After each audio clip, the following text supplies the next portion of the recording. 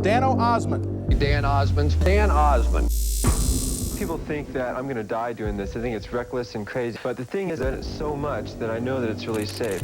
Dan Osman was one of the most extreme athletes in the history of adventure sports. He forged a reputation as one of the gnarliest climbers in history, thanks to his outrageous free solos and countless other sketchy exploits, including the first and only ascent of Eagle Falls, death-defying zip lines, and an iconic ascent that brought a whole new meaning to the phrase speed climbing. Dano certainly wasn't short on epic adventures, but it was his role in single-handedly pioneering the sport of rope jumping that has cemented his legacy as one of the most daring dudes in history. Rope jumping, or rope flying as Osman liked to call it, was unlike anything the world had seen before. The difference between rope free flying, which is what I do, and say bungee jumping, for instance, is that a bungee is a big rubber band that just kind of boing and stretches out and slows you down very slowly, where I use a climbing rope, which is made of nylon, and what it does is it lets you go all the way to the deck and stops you just before impact. The rules of Osman's new sport were simple. Step 1. Find a huge structure with several hundred feet of clearance below. Bridges, canyons, cliff faces. Hell, even a big tree would do the trick. Step 2. Expertly construct a jump rig using climbing ropes, slings, and pulley wheels. This is easier said than done, but Osman was a master of building these setups. Step 3. Tremble uncontrollably, question what the hell you're doing, then launch yourself off the edge, and pray you got step 2 right. Now, I know what you're probably thinking. Why would anyone do this for fun? I can do a lot of things for an adrenaline rush, but I choose this because it's the only way to get like pure raw adrenaline, and fear all together in one. But the non-stop adrenaline didn't come without sacrifice. And in 1998, after a freaky premonition in his final interview, Osman paid the ultimate price with a horrific accident on a record-breaking jump in Yosemite National Park. Now, it may not exactly shock you to hear that Osman died pioneering this insane sport, but at the time, his death was seriously controversial stuff. Yosemite dirtbags believed that his jump rig had been sabotaged, a theory fueled by the tension between climbers and park rangers, but in a shocking statement made by a Black Diamond employee who had examined the jump rope, the real cause of Osman's death was revealed, as was the chaos surrounding the accident, including criminal charges for stolen evidence and threats of FBI involvement. Welcome to the wild world of Dan Osman. By the time he was preparing for his fatal jump in 1998, Osman had long been recognized as one of the most daring climbers of the 20th century. Son of an elite SWAT officer with samurai lineage, and a mother who was a 2-time rodeo champion, it was perhaps inevitable that Dan, or Dano as he was better known, was destined for a life far from normal. With a terrifying taste for free solos, Dano built a reputation in the early 90s thanks to his signature showmanship climbing style that both captivated and terrified those who watched. One of his earliest ascents that catapulted him into the spotlight was of a 5'11" route called Atlantis, where he flowed flawlessly up the 500-foot cliff face. It's a wild solo that no one has dared repeat. Even Alex Honnold, the apex predator of modern soloing, passed up a burn of this notoriously sketchy route. The solo ascent of Atlantis was serious stuff, but it was the mid-climb human flag that truly immortalized the climb, which became even more outrageous after admitting that he had broken several ribs on his BMX earlier that day. But this was just another adrenaline-fueled day in the life of Dano. This dude literally chalked up countless terrifying solos, many of which were captured in the legendary climbing series, Masters of Stone.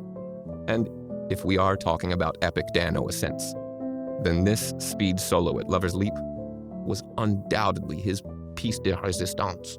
The dude practically ran up the wall, and his outrageous double dyno 200 feet off the deck is still considered one of the most iconic images in climbing history.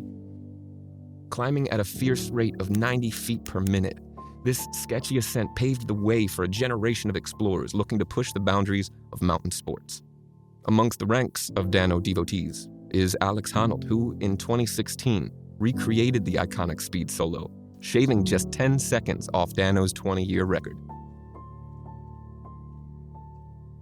By the mid-90s, Osman was one of the elite climbers of his era, both with and without a rope. But something was beginning to change, and Dano was becoming increasingly distant from the world of rock climbing. Some thought that the near-effortless on-site ascent of Slayer by a pair of French climbers, this was a route that had taken Dano a year of projecting, had something to do with it. Others suggested that the thrill of climbing had dulled from years of nerve-shredding ascents. Whatever the reason, Dano started to become increasingly captivated by the world of rope jumping. He began constructing intricate jump rigs that would allow him to hurl himself from heights that no one had ever dared dream of. He would often stop less than 100 feet from the ground, usually with some sketchy mid-air acrobatics thrown in for good measure. But if anyone needed a reminder of how dangerous Dano's new sport was, it came in 1994. Bobby Tarver, a young rope-jumping protege, was planning a jump from the Utah Bridge. Osman was unable to join him on the planned jump day, and Tarver was unwilling to postpone his adventure. But after forgetting to undertake a simple check of the rope's elasticity,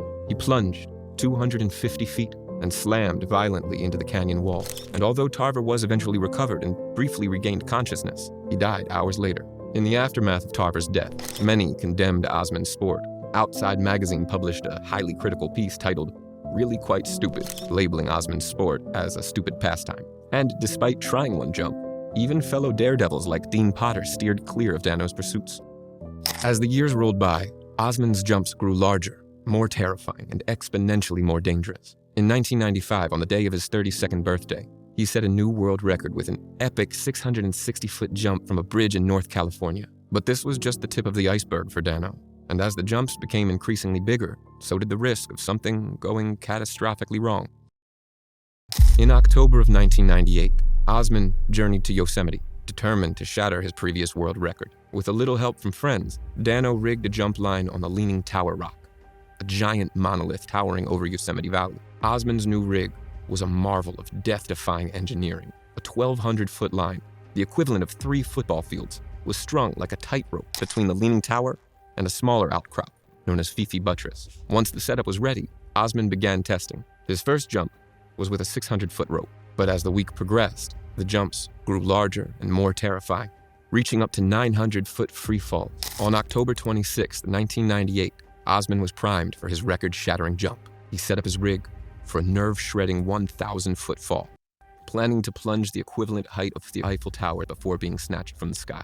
With cameras rolling and onlookers holding their breath, Dano launched himself off the cliff. For 10 seconds, he was in free fall, hurtling toward the ground at 200 kilometers per hour. Then, a split second before crashing into the ground below, the rope snatched him out of the sky. Dan Osman's 1,000-foot cliff rope freefall earned him a place in the Guinness Record Book, and he couldn't be prouder. The Guinness Book of World Records is the mark of excellence in human achievement, and I'm honored to be a part of it. For Osman, the Leaning Tower was a monument of triumph. But just a few weeks later, it quickly became the backdrop for his tragic end. A few days after his record jump, Dano was taken into custody by park rangers. While the Yosemite Park Rangers made little effort to hide their disapproval of his dangerous pastime, his arrest was unrelated to his jumps, which, unlike base jumping, isn't illegal in national parks. Instead, Dano's arrest was a culmination of minor offenses, including unpaid traffic tickets and driving with a suspended license. Osman spent 14 days in the Yosemite jail, while friends and family rallied together to raise the $23,000 bond. After being released, friends begged Dano to abandon his death-defying sport, pleading with him that he had already pushed the boundaries of rope jumping far enough. He agreed, and in his final interview, acknowledged that he was nearing the limit of his rope jumping escapades. I've been going at Mach speed for quite a while now, and I think it's just a matter of time before things maybe start catching up to you. And I've got this really hardcore group of guardian angels that need a free paid vacation.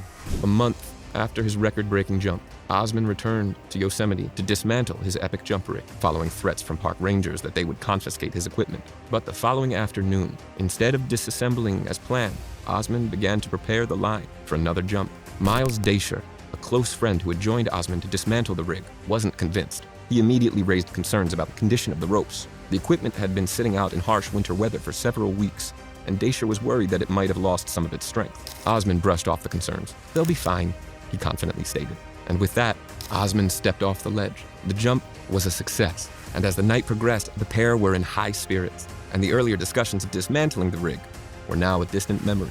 Instead, they were now engrossed in discussing plans for a new record-breaking jump. On the 23rd of November, 1998.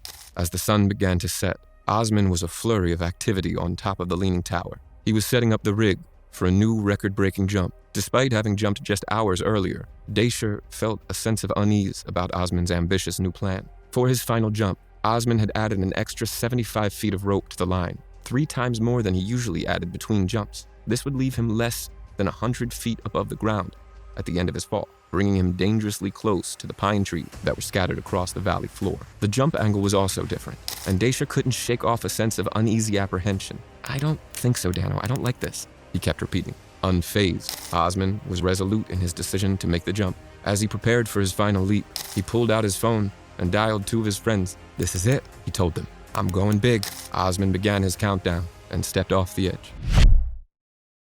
As Dano hurtled towards the ground, his headlamp disappeared into the darkness. After 10 seconds, Daisher heard the rope take weight and whip, a sound that Osman had affectionately coined flossing the sky. But a split second later, he heard a scream, followed by a terrifying sound that he likened to a tree breaking in half. Something had gone catastrophically wrong. And at this point, I was freaking, and I know my good bro's dead. He quickly rappelled down to the base, but when he arrived, there was no sign of Dano. After a short search, he spotted the snapped jump rope dangling from a tree, and beneath it, Osman's body lying on the ground. Dano had died instantly on impact. In the weeks following Osman's tragic death, the rig from his final jump remained ominously suspended between the leaning tower and Fifi buttress. A long section of the broken jump line swayed in the wind, serving as a chilling reminder of the final fatal jump. As the weeks passed, very little information on the accident was released. Some even thought the lack of transparency was an indication that park rangers were attempting to cover up their involvement. After becoming increasingly frustrated at the lack of information, a group of Osman's friends took it upon themselves to seek answers. They collected an upper section of the jump line and sent it to Black Diamond Equipment for a thorough analysis. Understandably, Yosemite law enforcement was not exactly stoked about this. They warned Black Diamond that if the sample was not returned immediately, the FBI would be arriving at their office to arrest anyone involved with the stolen evidence. 6 months after Dano's death, and with still no official statement from law enforcement, Chris Harmston, the Black Diamond engineer who was sent the sample of the jump rope, released a personal statement on his findings. He concluded that Dano's death was not a result of tampering or weather-damaged equipment, but instead a fatal miscalculation of human error. It appeared that Osman had overlooked the fact that by altering his jump angle, the lines had become crossed, and the immense friction of the huge freefall had melted the nylon rope attached to Osman's harness. In his final act, the man who had meticulously planned and executed hundreds of jumps had underestimated the consequences of a critical variable. Dano may have paid the ultimate price for the death-defying sport he had pioneered, but his rope-flying legacy still lives on. His records have been broken several times since 1998, with the current record being held by the Ukrainian rope jumper Alexei Bokach with an outrageous 1,400-foot jump. More recently, the YouTube channel How Not To recreated the epic leaning tower jump rig in tribute to Dano in 2022, something that hadn't been repeated since his death 23 years prior. As tragic as Dano's fatal accident was, he certainly isn't the only extreme sports legend who pushed the limits with one jump too far. If you're after another dose of adrenaline-filled flying, then I think you'll get a kick from our last video on the Dark Wizard, better known as Dean Potter.